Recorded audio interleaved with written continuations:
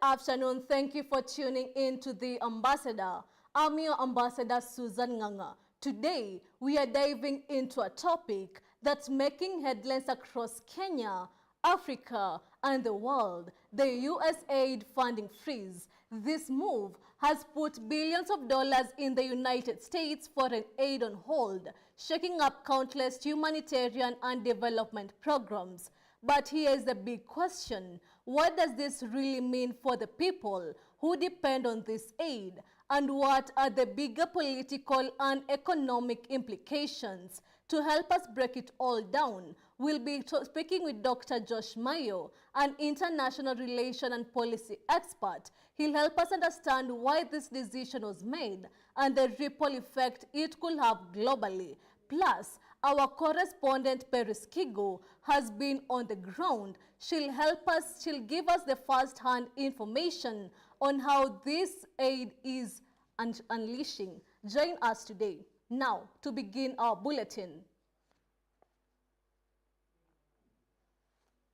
A Delta Airlines flight has flipped upside down upon landing at Toronto Pearson International Airport, injuring at least 18 people. Fortunately, all 80 people on board, including 76 passengers and 4 crew members, survived the crash. Authorities have confirmed there were no fatalities. Irene Juguna reports. Everything, drop it. Come on.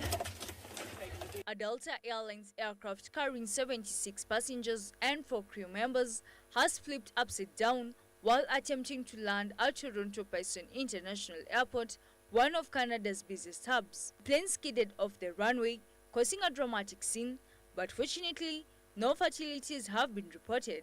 At least 18 people were injured, though authorities have confirmed that none of the injuries were life-threatening. Deborah Flint, the CEO of Greater Toronto Airports Authority, reassured the public, stating that the injuries sustained were relatively minor and calling the incident miraculous given its severity. We are very grateful that there was no loss of life and relatively minor injuries. We are very focused on the care and the concern and the passengers and the crew, some of whom have already been reunified with their friends and their families. Despite the shocking nature of the crash, airport officials have confirmed that operations at Toronto Pearson are continuing, though the delays are expected. The cause of the incident remains under investigation, with authorities focusing on weather conditions and potential technical issues with the aircraft. As the investigation continues, emergency crews and airport personnel are working swiftly to ensure the safety of everyone involved. As the investigation continues, emergency crews and airport personnel are working swiftly to ensure the safety of everyone involved. Reporting for GBS News, Irene Juguna. Authorities in Mexico have seized 200 kilograms of methamphetamine in a major operation targeting illegal drug labs in cartel-controlled Sinaloa. This latest bust comes amid mounting pressure from the United States, with President Trump threatening tariffs on Mexican goods unless the flow of illegal drugs is curbed. The seizure is part of a broader strategy to disrupt the operation of drug cartels and address concerns over fentanyl. Teresa Tiango with more.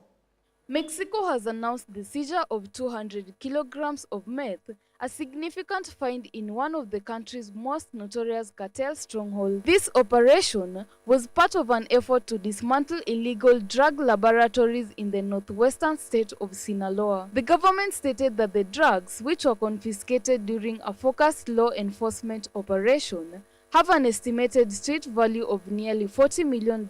In addition to the meth, authorities also seized over 12,000 liters of chemical precursors used in the production of the drug, further disrupting the illegal trade network. This discovery comes as Mexico faces increasing pressure from the United States to take stronger actions against drug trafficking. President Donald Trump has cited the illegal flow of fentanyl, a high-potent opioid, as one of the reasons for his threat on imposing 25% tariff on Mexican goods. In an attempt to address these concerns, President Claudia of Mexico agreed to deploy an additional 10,000 soldiers to the US-Mexico border in a bid to combat the smuggling of drugs into the United States. Since the beginning of these heightened security efforts on February 5th, Mexican authorities have made significant strides in disrupting drug operations. The recent series of drug seizures appears to be part of Mexico's strategy to showcase its commitment to combating drug smuggling, especially as relations with the United States remains intense. President Trump had previously threatened the tariff if Mexico failed to curb the flow of illicit drugs, but has since put the threat on hold for a month until early March as the two countries continue their efforts to address the ongoing issue. As the situation develops, authorities on both sides of the border are continuing their efforts to dismantle the powerful drug cartels and their networks, though it remains to be seen whether these increased measures will lead to a significant decrease in drug trafficking and related violence. Triza Tiengo, GBS News. Protests have erupted across the United States, with demonstrators voicing their opposition to President Donald Trump and billionaire Elon Musk. The nationwide protest, held on President's Day, focused on growing concerns that Trump and Musk are consolidating too much power. Critics argue that Musk, as the head of Department of Government Efficiency, is leading an effort to dismantle the federal government. Protesters are calling it a power grab and are challenging what they see as an erosion of democratic values. Irene Juguna reports. Elon Musk has got to go! Elon Musk has got to go! Protests against President Donald Trump and Tesla CEO Elon Musk are intensifying across the United States. Demonstrators gathered at city halls, state capitals, and outside Tesla showrooms to express their dissatisfaction with the concentration of power in the hands of individuals like Musk, who critics argue have too much influence over national policies. I think that he was not elected to anything. He should not have this much power. The fact that he's been given a blank check is terrifying. And I really wish that Congress would actually do their job, as people are chanting, and do something about the fact that this is an unelected citizen who has all this power of the government. He doesn't know what he's doing. He has no experience working in government. He shouldn't be doing any of this. And the fact that Trump is allowing this or encouraging this is terrifying. The protests are primarily focused on what's being described as an unprecedented push by the administration to reduce the size of the federal government. With the creation of the Department of Government Efficiency, led by Elon Musk, protesters are concerned that crucial services, including health and education, could face drastic cuts.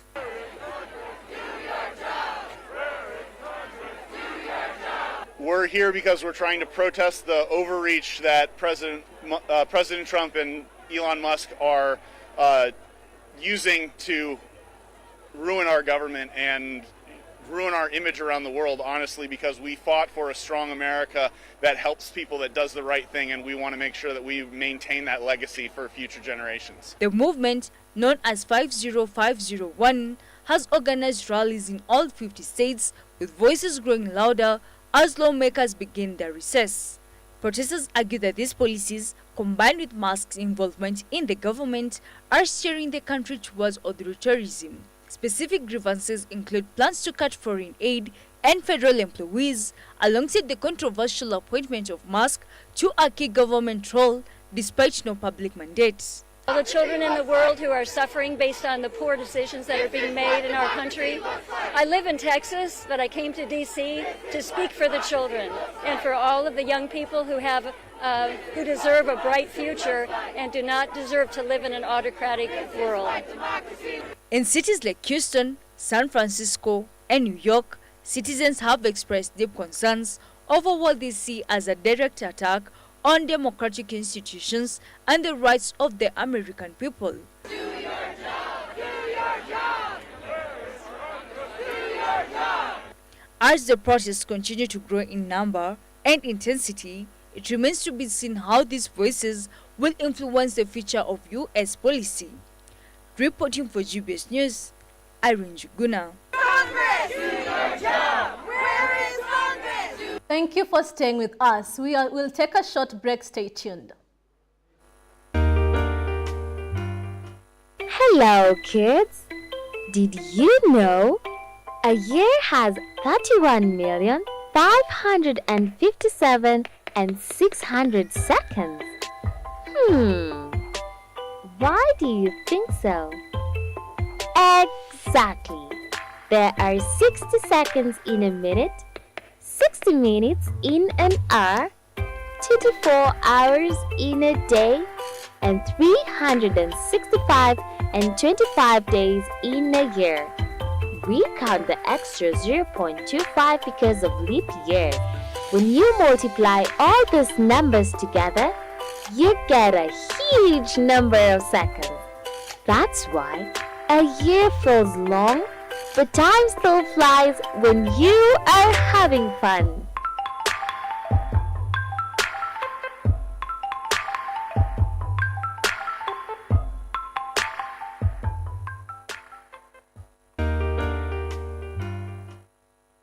How is it for you as a parent?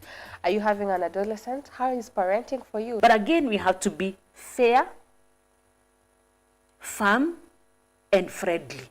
We cannot parent without being friendly to these children. It's peer pressure not to be pure.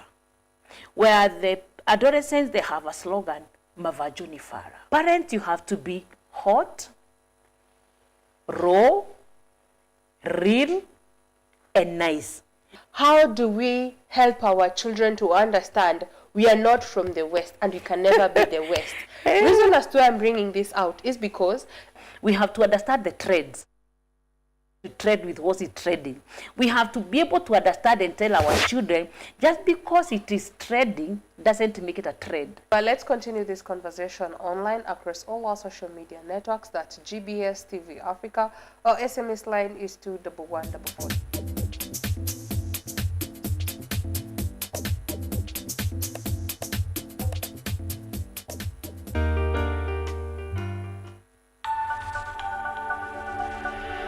Everywhere, GBS. Welcome back to the bulletin now. Yesterday, prominent European leaders met at Paris for an emergency talks regarding the future of Ukraine. Majority of the leaders talked about increasing their spending on defense following remarks made by the Trump administration that United States won't provide military to European nations. However, European leaders remain divided about the deployment of peacekeeping troops in Ukraine. Abdi Hamid Ali has more on that report. On Monday, European leaders gathered at Paris to discuss the future of Ukraine and the possibility of sending peacekeeping troops in the war-torn country. The emergency meeting happened because European leaders felt sidelined by the Trump administration for talking to Russia in regards to the peace deal, which involves Ukraine foregoing their goals of joining NATO and for Ukraine to make concessions on territories under Russian occupation. The idea of sending peacekeeping troops has divided European leaders. Keir Starmer, while meeting with the Ukrainian president, has stated that UK will send peacekeeping troops in Ukraine after the peace deal is enforced. This method acts as a security guarantee for Ukraine. Facing a generational challenge when it comes to national security. Obviously, the immediate question is the future of Ukraine. It's the front line of Europe and of the United Kingdom. It's about our national security. And I think that we need to do more, we need to step up. Keir Starmer further stated that the US security guarantee will serve as a method to protect Ukraine from Russia. But there must be a US backstop, because a US security guarantee is the only way to effectively deter Russia from attacking Ukraine again. Sending peacekeeping troops is challenging due to the fact that the peacekeeping forces may risk fighting with Russian troops, and it is expensive for Europe to send the peacekeeping troops. Majority of their defense budget and military equipment have depleted as they shipped to Ukraine. German Chancellor Olaf Scholz and Swedish Prime Minister have stated that they may ship peacekeeping forces to Ukraine. However, Olaf further added that it is premature to send peacekeeping forces without a peace deal. Poland said they will not provide peacekeeping forces, while Spanish Prime Minister expressed that it was premature to send the troops. Yesterday, Secretary of State Marco Rubio met with Saudi Crown Prince Mohammed bin Salman in Riyadh. Rubio is expected to meet with Russian leaders to discuss the peace deal. Middle East envoy Steve Witkoff, together with National Security Advisor Mike Waltz, will be present in the meeting. It is said that Trump will meet with Putin in the coming days. Traffic congestion in Saudi Arabia is expected ahead of the meeting with the Russian envoys.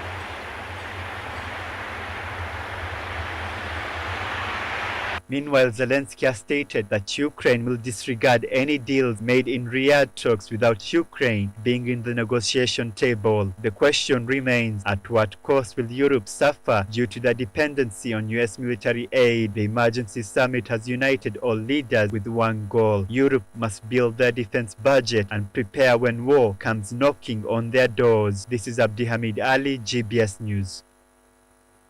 President Javier Milei is facing calls for impeachment and legal action after promoting a controversial cryptocurrency on social media.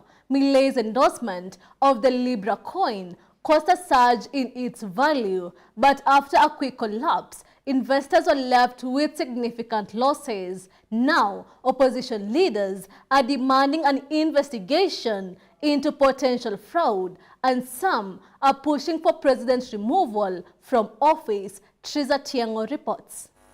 Argentina President Javier Milei is facing intense scrutiny after his promotion of cryptocurrency on social media led to accusations of fraud and calls for impeachment. The controversy erupted when Milei posted about the dollar Libra coin on his X platform, claiming that the cryptocurrency would help fund small businesses and startups, alongside a link for followers to purchase the coin. This promotion had an immediate impact, causing the price of dollar Libra to surge. However, within hours of the post, Milei deleted the message, and the cryptocurrency's value quickly dropped, leaving investors with significant losses. This rapid rise and fall in the value has led to accusations of a rug pull, a term used when cryptocurrency promoters artificially inflate the price, only to abandon the coin and leave buyers with worthless investments. In response to the backlash, opposition members of Congress have announced their intentions to start impeachment proceedings against the president. They argue that Milei's actions are a breach of trust and a violation of public office duties. Meanwhile, legal actions has been taken, with lawyers filing complaints of fraud in Argentina's criminal courts. Milei's office, however, has defended the president's action, stating that the decision to remove the post was made to present speculation after public reaction to cryptocurrency launch. The office also emphasized that Milei was not involved in the coin's development, and that the government's anti-corruption office will conduct an investigation into whether any wrongdoing occurred, including potential misconduct by the president himself. The controversy has left many questioning the relationship between politics and cryptocurrency, with the legal and political ramifications still unfolding. As the investigation progresses, it remains to be seen whether Milei will face significant legal or political consequences for his involvement in the cryptocurrency promotion. Triza Tiengo, GBS News. A Palestinian medic and ambulance worker, Tarek Rabi Safi, has spoken out about his harrowing experience in an Israeli prison after being released as part of a ceasefire deal between Israel and Hamas. Safi was freed on Saturday alongside 368 other Palestinian detainees after Hamas released 3 Israeli hostages. Safi had been imprisoned for almost a year. Here is more on that scene. Safi described his ordeal after being arrested by Israeli forces near Khan Yunis in Gaza of March last year. He was first held in the Gaza's envelope at Sder Taiman, where he said he was tortured, stabbed and physically deprived. Safi's testimony included that his arm was broken while in custody, and despite his condition, he was denied medical treatment. Tragically, he also witnessed the death of a fellow detainee, Musab Haniyeh, who died due to brutal conditions, lack of food, water, and continuous torture. There was no decent food or drinks or medical treatment. My arm was broken and they did not treat me. They did not get me checked by a doctor. The Israeli military has rejected Safi's claims, saying detainees receive regular food, drink, and medical care. I thank God who brought back my husband in good health. The happiness is indescribable. It is difficult to describe the feeling.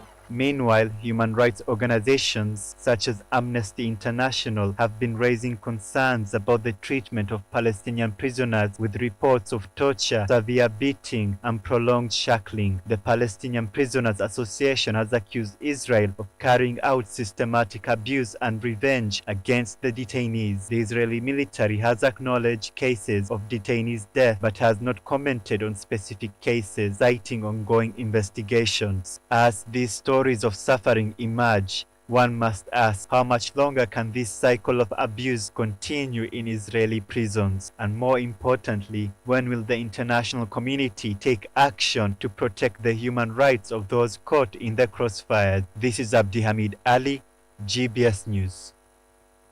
Thank you for staying with us. We have covered some important stories today, but there is more to come. Stay tuned and we'll be right back. Hello, kids. Did you know a year has 31,557,600 seconds? Why do you think so? Exactly. There are 60 seconds in a minute, 60 minutes in an hour, 2 to 4 hours in a day, and 365 and 25 days in a year. We count the extra 0.25 because of leap year. When you multiply all these numbers together, you get a huge number of seconds. That's why a year feels long, but time still flies when you are having fun.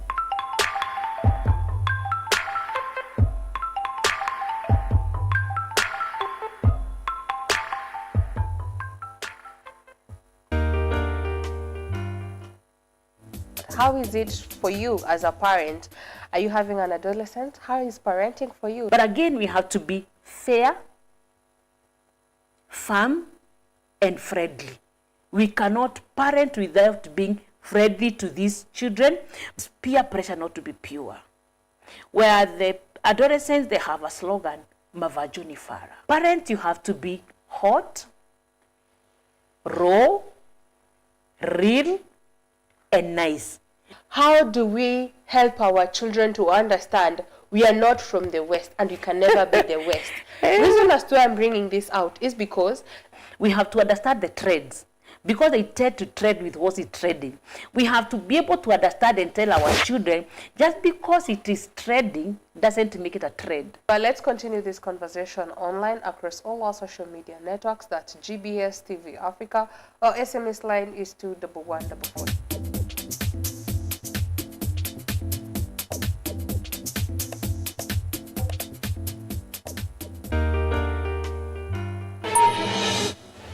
How can I start the missionary school? And God was giving me the heart to start the missionary school. In 1972, my most beautiful daughter was born. Now, I didn't raise my daughter, but God raised my daughter, so she was raised so wonderfully to work for the gospel. And so 1976, the missionary school was born. And I feel so moved as the church is moving for the gospel. The pastor lives for this.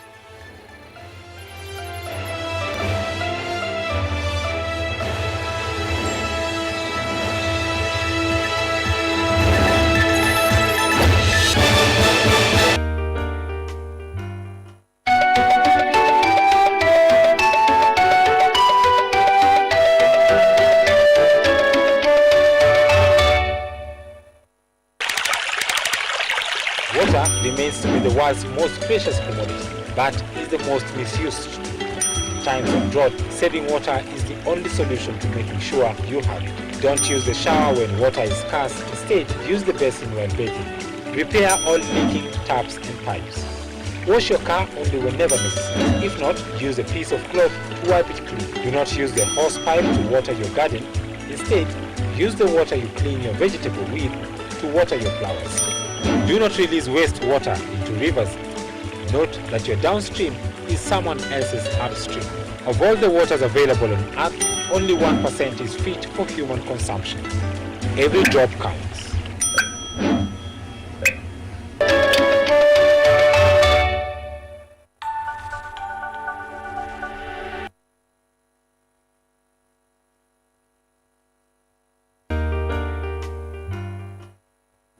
How is it for you as a parent? Are you having an adolescent? How is parenting for you? But again, we have to be fair, firm, and friendly. We cannot parent without being friendly to these children. It's peer pressure not to be pure. Where the adolescents, they have a slogan, Mavajuni Fara. Parents, you have to be hot, raw, real, and nice. How do we help our children to understand we are not from the West and we can never be the West? The reason as to why I'm bringing this out is because we have to understand the trends. Because they tend to trade with what is trading. We have to be able to understand and tell our children, just because it is trading doesn't make it a trade. But let's continue this conversation online across all our social media networks. That's GBS TV Africa. Our SMS line is 21144.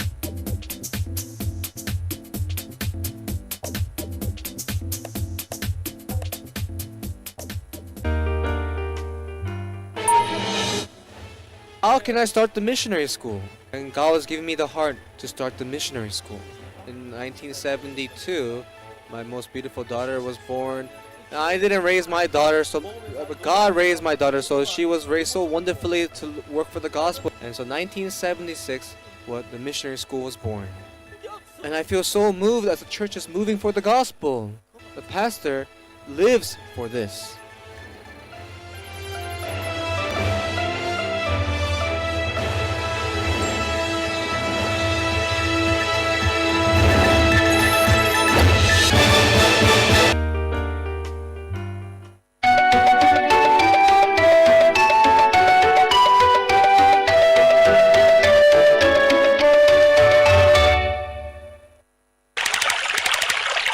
Water remains to be the world's most precious commodity, but is the most misused. In times of drought, saving water is the only solution to making sure you have it. Don't use the shower when water is scarce. Instead, use the basin when bathing.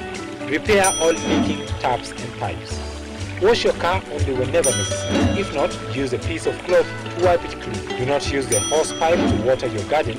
Instead, use the water you clean your vegetable with to water your flowers. Do not release wastewater into rivers. Note that your downstream is someone else's upstream. Of all the waters available on Earth, only 1% is fit for human consumption. Every drop counts.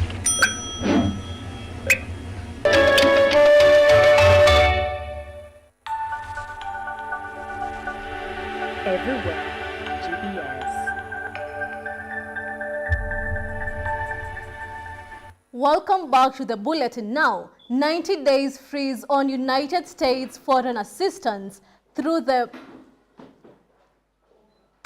State Department, with only emergency food programs and military aid to Israel and Egypt spared. What does this mean for the nations that rely on United States aid? How much is Africa really relying on the West? And will this decision bite back to the implementators? We'll be discussing this and more. But first, let's take a listen to Peres Kigo's report.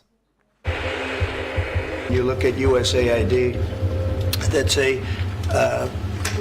fraud. The whole thing is a fraud. Very little being put to good use. Every single line that I look at in terms of events and transactions is either corrupt or ridiculous. The United States, one of the largest donors to Africa, has recently halted funding to several nations due to concern over governance, human rights violations, and geopolitical tensions. In the Democratic Republic of Congo, humanitarian programs supporting displaced communities face severe setbacks as aid groups struggle to maintain food and medical assistance. In Sudan, where conflict and famine has already displaced millions, the aid freeze exacerbate an already dire humanitarian crisis. Relief efforts have slowed, threatening lives in war-torn regions. And in South Africa, the freeze impact development programs, including health initiative combating HIV and AIDS, as well as economic partnerships that were key to job creation. We are concerned about the potential impact of the decision by the United States government to suspend some of its funding for HIV and TB programs in African countries for 90 days. Now, this funding that we get accounts for about 17% of our country's HIV spend. I have long supported foreign aid. I continue to support foreign aid, but foreign aid is not charity. It exists for the purpose of advancing the national interest of the United States. While U.S. officials defend the decision as a measure to ensure accountability, critics argue it is disproportionately harms vulnerable populations rather than addressing the core political issues. As African leaders seek alternative funding sources, the aid freeze raises critical questions about Africa's dependence on foreign assistance and the need for stronger self-sufficiency. Paris for that report. Now, let's bring in our guest, Dr. Josh Mayo, an international relations and policy expert, plus our correspondent, Paris Kigo. Now, Daktari, how are you? Very well, I'll thank give you you like 30 seconds to introduce yourself. Well, I've taught, I've studied and taught international relations and international development and African politics. So I hope we can contribute to the discussion today. Thank you so much. Yes. So today we'll be discussing about the U.S. aid freeze and its impact on Africa and Kenya and the world at large. So what led to this freeze, Dr.? Well, what led to the freeze is primarily a reorientation of U.S. foreign policy under President Trump. Under his America First policy and his disruptive approach to government, I think the softer target, the easier target, was foreign assistance or foreign development. And USAID is the agency or the institution that is primarily responsible for administering US foreign assistance. And so it was an easy target as a low-hanging fruit, so to speak. Thank you so much. Now, Paris, you have been working on these stories. So tell us what are some of the facts that you have seen. Yeah, through this shutdown of the aid in various countries globally, we have seen it has sent an economic shockwave in various countries. And we want to know the reason behind this shutting down, because you have seen countries like South Africa, they have been affected, because you know like 8 million people in South Africa, they're affected with HIV and AIDS. And when Donald Trump administration have cut this aid, it has really affected the people in that nations. Same case to Congo and Sudan. Dr. As an analyst, what are some of the effects you'll say it has on the region of Africa? So the effects are actually quite dire. Sometimes it can be a matter of life and death for some countries, for example, in conflict situations, because many people think of USAID as, at least in the context of Kenya and South Africa, as Paris has said, providing assistance for HIV/AIDS. Yes. But it does much more than that. It provides emergency relief. In fact, on the African continent, of the 12 billion that USAID spends annually, 6 billion goes into humanitarian assistance. Humanitarian assistance is emergency assistance to address dire needs that threaten the lives of those that are affected. We are talking about refugees, internally displaced persons, persons facing the threat of hunger, disease, and other catastrophic events. So with the withdrawal, and in some cases, these people depend on USAID assistance between maybe 50, 70 to sometimes 80%. So withdrawal of that aid can actually threaten lives. Yeah, Doctor, when we look at African nations, we know Africa is rich in mineral resources, but yet it's remained to be poor, the poorest countries, but they are rich in minerals. Like the Democratic Republic of Congo, we know it is rich in cobalt. In cobalt, they are used to make electronic gadgets. And if government can use this cobalt, it can bring a lot of investment and huge economic development in the country, but it is not so. So what is happening? Does it mean the government is using, is not following the right protocol in administering leadership? That's why maybe it's leading to poverty and heavy reliance on the foreign assistance. There is a big debate about Africa and its reliance on what we call development assistance, foreign aid, or whatever you might call it, in the context of what we refer to as Africa's mineral wealth. Yes. Now, Africa, yes, it has all these resources, but it does not consume these resources. Africa depends on the external market for these resources, which means that Africa doesn't set the price. It is the buyer that sets the price. It's the rules of demand and supply. We have the supply, but then Africa's disadvantaged position means that it cannot control the price of this. Like when Magufuli, the former president, the late president of Tanzania, came into office, he decided to suspend all mineral contracts and renegotiate, because the general understanding is that Africa receives very low rewards for its resources. But the biggest issue, of course, is corruption, particularly in conflict-affected countries. You've mentioned the DR Congo, for instance. It is potentially the wealthiest country on the African continent, but actually among the top recipients of foreign aid, DR Congo is the second after Ethiopia, particularly USAID assistance, yet it is potentially one of the richest countries. So problem is conflict, mismanagement, greed, corruption, that then makes it Africa unable to tap and to benefit from its resources. And who's stopping the government from extracting this mineral for themselves, instead of maybe calling expatriates from global nations to come and extract minerals? Who's stopping the government in African nation? So the first thing is the initial cost of actually setting up the mining operations. It is very expensive. Many African countries cannot even pay their civil servants, their teachers, nurses, doctors, and provide basic services. The investment that is required to extract natural resources is immense. They don't have that resource. So they go into these private-public partnerships where the government owns the resource, but they tap into foreign investors, particularly private companies. Again, the other thing is that in places where natural resources are nationalized, governments are historically very poor and inefficient managers of natural resources. So you need to work with private companies that have a track record, they have a history, they have the expertise, the technology, the science, the know-how to be able to extract these resources, and they can collect, they can fundraise, right, for this. So that is a challenge that many African countries, in fact, globally, governments themselves don't actually mine resources. They give concessions to foreign companies.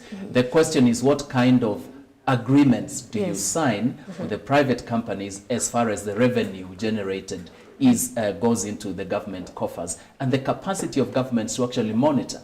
Because you can give a license to a company to drill petroleum, for instance, but governments sometimes don't even know how many barrels of oil is being drilled out of the soil and exported to foreign countries, and it's very possible that some of these companies can cook the books and the governments end up with a raw deal. Now, Dr. the freezes here, okay, it has impacted many African countries. You've seen in Kenya, like 5 contracts today, they have been cancelled. So it has effects in Africa, but does it have effects in the nation that has implemented this, the United States? Absolutely. When the United States Agency for International Development was created in 1961 by President J.F. Kennedy, it was primarily set up as an instrument of foreign policy. This was the period of the Cold War, and the U.S. was competing against the USSR, the communists, for influence on the African continent. And there's a lot of documented evidence to show how the USAID has been used to further strategic interests of the United States. And even the current Secretary of State or the Foreign Minister of the US under Donald Trump, that is Marco Rubio, who was quoted in your report, clearly has come out in the past to support foreign assistance. And this has been a bipartisan agreement between both the Democrats and the Republicans that foreign assistance is good to serve US interests. Donald Trump doesn't see it that way. He is what we call in international relations a realist who wants to use only hard power. Hard power is military and trade sanctions. So he doesn't see the benefit of soft power, which is what is achieved through foreign assistance. So is it going to harm the US? It's definitely going to damage the reputation of the US. It's going to create a vacuum in the international sphere that will be filled primarily by US adversaries, primarily China, probably Russia. So we are yet to see the ripple effect, that the damage that this will have on the US standing globally. After 90 days. Well, it is now unclear. Initially, there was a 90 days freeze. Yes, yes. The latest development is that actually Donald Trump has made a decision to actually abolish USAID and probably make it a department within the Foreign Ministry or the State Department. Now, the question is, what will be the size? What will be the mandate? Will it continue carrying out the previous operations? Will some of the support and programs that were being run by USAID, will they be cancelled completely? It still remains to be seen.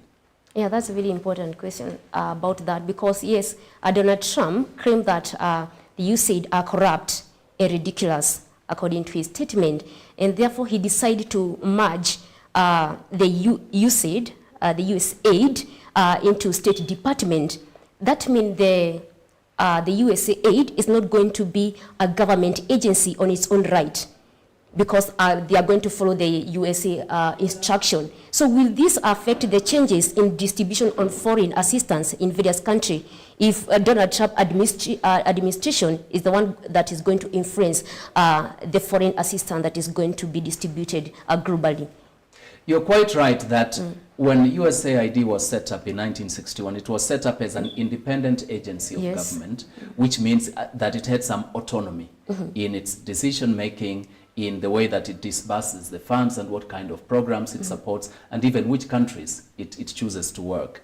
Now, under the State Department, it's going to be significantly influenced by the Foreign Ministry, the State Department of the US, and it will be more channeled, probably more directly, to address the strategic foreign policy goals. This is not to say that USAID was not serving the foreign policy goals of the US, that it was not completely independent of the state. It wasn't. So we will see some reorientation. We will see probably a streamlining it to making it much lean, a smaller agency. It will probably be embedded more deeply with other foreign policy interests such as military, security, trade, and so on and so forth. And maybe some of the other human rights and governance programs they were running, for example, supporting sexual minorities, LGBTQ programs, that might go, definitely. Yes. So, Doctor, USAID usually often ties with the government, with the governance, with human rights and democracy. And we have seen recently Donald Trump has suspended or has cut aid in South Africa. Could this be a response? Maybe he's trying to punish South Africa because of human rights violation, because he accused or he claimed that South Africa are violating human rights, especially when he said that some certain classes of people in South Africa are being mistreated, like the white people, in terms of redistribution. So what do you think about that? I will probably say this is, I'll hit the nail on the head, and this is racist. The situation in South Africa is that the parliament passed a bill that allows the government to repossess white-owned land. Okay? But it is repossessing this land, but actually compensating the whites for the land that is being repossessed so that it can be redistributed to the black majority people. Now, we know, well, maybe we don't know, but there have been a lot of claims that part of Donald Trump's strategy is to promote white supremacy. And part of the strategy against immigration, we realize that he's against migration from third world countries, non-white countries. He has even opened the doors for white South Africans to migrate to the US, to settle in the US. So basically his anti-immigration policy is an anti-racist policy, right? Yes. Against certain racial categories. He's been quoted for saying, why can't we have refugees from Sweden or Norway? Why do we have refugees from certain countries, using terminologies that I will not say on television? So there's a racist agenda in this. Yes. And part of the, in my view, the motivation behind cancelling USAID foreign assistance is mostly it goes to poor third world countries, where mostly there are people who are not white. Okay, Yes. so there's a racial element to that. And so cutting aid to South Africa is not necessarily because of human rights violations. That's There's a good. racist agenda behind it. Yes. Now, will these third world countries seek out alternative funding, in your point of view? Definitely. We already know in the case of Kenya, for instance, that the Ministry of Health, which is heavily affected by these cuts, is already talking about domestic mobilization. We don't know what that means exactly. Kenya is already highly indebted. There is not enough sources for credit, and you cannot borrow to finance HIV/AIDS. Nobody will invest, right? So when you talk about domestic resource mobilization, usually it refers to investments from the private sector, right? Not from government, right? So the highly likelihood is that for those countries that are relatively stable, such as Kenya, we might see these reflected through introduction of new taxes, maybe cutting expenditure in other areas because health is a priority. But of course, we know that Kenya, for example, in the HIV/AIDS sector alone, USAID has been funding it up to the tune of 400 million Kenya shillings annually, probably even more. That is only in supporting health workers. We haven't talked about the technology, the equipment, the testing, and so on and so forth. So it could go as far as more than 500 million, up to even probably a billion Kenya shillings. Now that's not small change, and it is difficult to see how these resources can be mobilized domestically. So we are likely to see appeals to probably China, the European Union, and other donors to step in. But what it means for Africa, and Paul Kagame, the president of Rwanda, has said this, is that we probably need to look hard into the mirror and look at ourselves as Africans, and to see, as Perry said, more than 60 years after independence, why do we depend on foreign assistance for basic social services, such as education and health? Because USAID has also been funding a lot of early childhood programs through UNICEF and other partners as well, not just in Kenya, but across the African continent. Why should basic services such as health and education be funded? Why can't we generate enough resources to provide basic, much needed, essential services to our own citizens? So that's a critical question. Yeah, Doctor, you have talked about that basic essential services. So how reliant are African nations on USAID, especially which sector? Maybe is it infrastructure, is it education, or is it health services? Which sector is Africa more reliant on in terms of aid? Some figures I have seen state up to 40% of, and sometimes even 50% of the support that goes into HIV/AIDS from USAID goes into HIV/AIDS support, particularly in countries such as South Africa, in Kenya as well. And so we are very reliant on that. These entire programs to support the PEPFAR, the Presidential Emergency Program for AIDS Relief, actually the entire HIV/AIDS program in Kenya, we could say up to 80% depends on USAID assistance. So we are very exposed and we are very vulnerable. We are highly dependent. As far as other programs such as agriculture, environmental issues, probably not so much. We can afford to, we might find resources for that. So, but we are vulnerable and we need to rethink our strategies. So, Doctor, will this cutting of aid make or push African nations to become economics of reliance, or will it create financial instability? Well, the entire disbursement of USAID to African countries is not significant as far as the overall budget of countries are concerned. It affects critical sectors, healthcare, education, particularly healthcare. So a country is not going to collapse if you cannot fund healthcare. The problem is that the direct recipients of this support will suffer. We will see, literally, we will see people dying, right? Sure. But the states will, the countries will continue to survive because critical services will remain. So the effect will not be to the states directly, but to individual citizens. The question is, are these states responsive enough to address the plight of their citizens, or will we see then the burden being borne by citizens themselves because they might have to pay to receive the healthcare that they needed, for example, paying for HIV medication. Yes. We have seen a lot of responses regarding the freeze. So why should America aid people? Yeah, that's a good question. Why should any country provide foreign assistance? Yes. Basically, we are talking about the rich countries. They provide foreign assistance because of their personal interests. No country provides aid just because they like you or because it's charity and it's a good thing to do.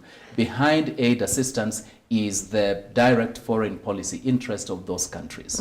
So ultimately, it benefits the giver much more than the receiver as far as foreign aid is concerned. Yes, it does help African countries and recipient countries to fill certain critical gaps and help us in with our budgets to create a bit of space to address other areas that are not directly funded through development assistance.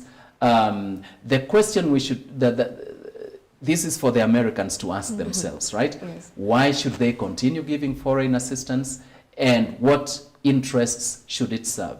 So it is not a matter of completely eradicating foreign assistance, but reorienting it in such a way that it more directly serves their own interest and that it is much more effective in meeting those objectives. So in countries such as the Middle East, Afghanistan, Iraq, in Syria, where there is a risk of terrorism taking over, you want to provide assistance for those people who are affected, because if you don't, the terrorist organizations will also provide these services to the citizens and they will win the hearts and minds. So we know during the war in Iraq and in Afghanistan that aid was used as a means to win the hearts and minds so that people can have a favorable view of the US and then they can advance other interests, for example, trade and diplomacy and so on and so forth.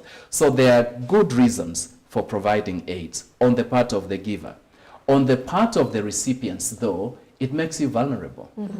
It makes you vulnerable to, it compromises your sovereignty, your ability to independently make decisions based on your own interests, because you're reliant, you're vulnerable, you can be manipulated in certain directions. So it is actually more disadvantageous to the recipients than to the giver, because the giver is in a position of power, the recipient is in a position of weakness and vulnerability. And when you're weak and vulnerable, you can be manipulated. So, Doctor, that means if that's the reason why they are doing so, that means the organization, that international organization, is not credible in executing its mandate.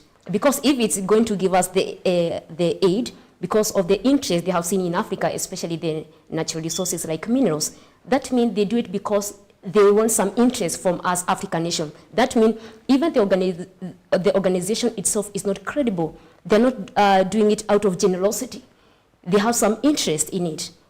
Absolutely. So the question is, how do we understand credibility? So from international relations perspective, countries always seek to advance their own interests and their own power. So one could argue that the receiving countries also receive aid in order to advance some of their interests. And the giver also does that. So the question of credibility doesn't necessarily arise, because we understand that international aid is not given as a mere charity under neutral conditions.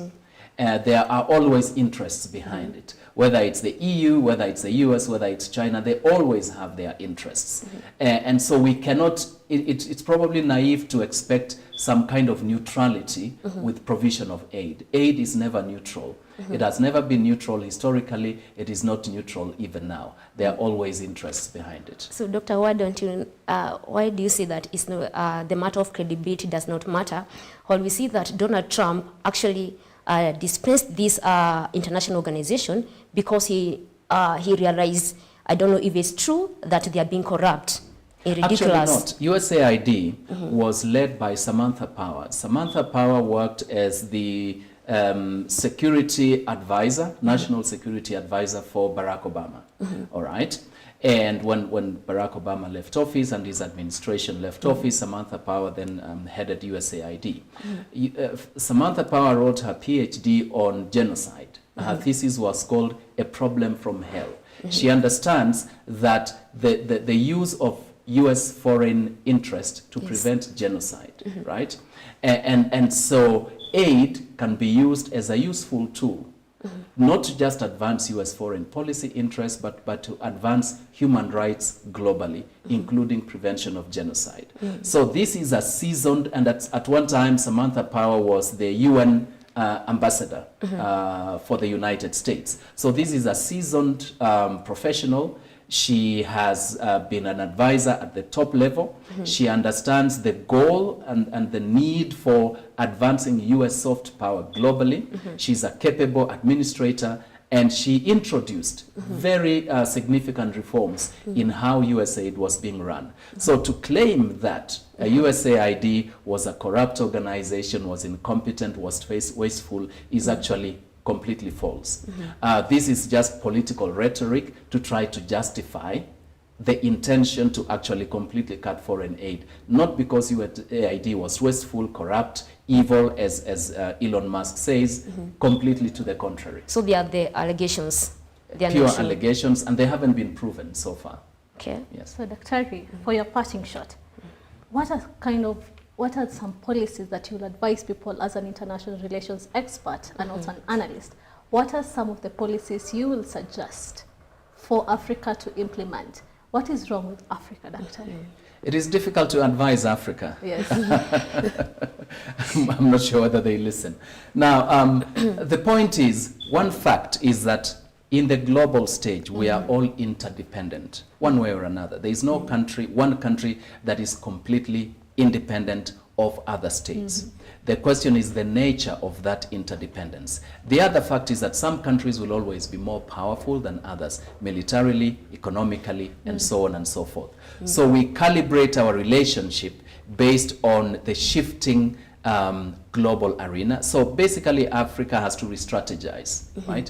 The West is generally getting tired of providing aid. The citizens in those countries are raising questions. Why should we spend so much money when we have poverty and problems in our own countries? So Africa needs to step up and seek more economic independence, trade with itself. African Free Trade Continental Area was set up. It is not really achieving the goals it was set up to do. It's taking time to realize its ambitions. Africa should seek for ways to be less dependent on the international scene, depend on each other, and trade more with itself, generate revenue locally, and build their economies. That is the only way to get out of this dependency syndrome. Thank you, Dr. Ri. Phyllis, for your parting shot. Yeah, so as we come to conclusion, Doctor, in terms of geopolitical realignments, so do you think this freezing of aid is going to maybe make African nations to turn to the geopolitical rivals like China's and Russia? That is what the pundits are saying, but we know that the economic growth rate in China is slowing down. Russia is not the wealthiest country. The economy of California alone, a state in the US, is larger than the economy of Russia. Russia is not such a big global power. It doesn't have that much money to throw around. So this space that is being vacated by USAID cannot easily be filled by any. Even China doesn't have the resources to fill the gap that is left by USAID. So, and I do not think that the US will retreat completely. We will see some realignment, but for Africa, we have seen the tendency for Africa to look east, to look at China, look at Russia, but I think Africa will still to some extent depend on the West, the EU and the US for the foreseeable future. Thank you for your time, both Paris and Daktari. I appreciate it so much for making time for us. And that international news marks the end of our bulletin today. Be sure to tune in tomorrow, same place, same time at 1 p.m. I have been your ambassador, Susan Nganga. Good afternoon.